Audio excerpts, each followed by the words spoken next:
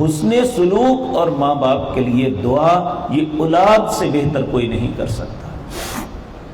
اسی طرح میرے پیارے بھائیوں، مظلوم کی بد دعا سے بچو۔ نبی کریم صلی اللہ علیہ وسلم نے فرمایا اتقی دعوت المظلوم۔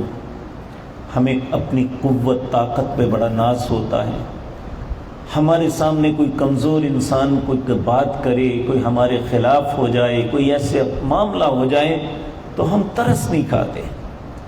تو کہا اتقی دعوت المظلوم، مظلوم کی بد دعا سے بچو، کیونکہ اس کے اور اللہ کے درمیان کوئی پردہ نہیں ہوتا۔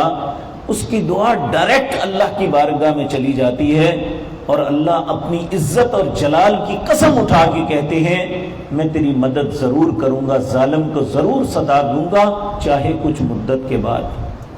اور ہم یہ دیکھتے ہیں کہ دنیا میں جو شخص انفرادی زندگی میں یا اجتماعی زندگی میں قوت اور طاقت کے بل بوتے پہ لوگوں پہ ظلم کرتا ہے، اللہ ایسے انسان کو عبرت کا نشان بنا دیتے ہیں، چاہے وہ کسی منصب پہ فائز ہے یا ویسے اللہ نے اسے خاندانی اعتبار سے قوت و طاقت دی ہے، وہ لوگوں پہ ظلم کرتا ہے، مظلوم کی داد رسی کہیں نہیں ہوتی، اللہ ایسے انسان کو عبرت کا نشان بنا دیتے ہیں۔ ہم اپنی زندگی میں اسی شہر کے اندر بہت بڑے بڑے کریمنل بدماش لوگ دیکھے جن کا نام سن کے لوگ ڈرتے تھے، لیکن عبرت کا نشان بن گئے۔ نالیوں کے کناروں پہ ان کی لاشیں گری ہوئی تھی، اٹھانے والا کوئی نہیں تھا،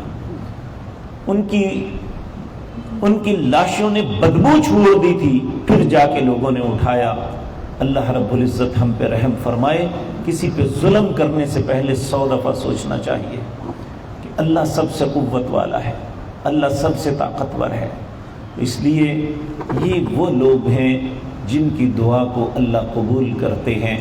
اسی طرح پہلے یہ بات عرض کر چکا، جو شخص اپنے رزق کے معاملے میں محتاط ہے،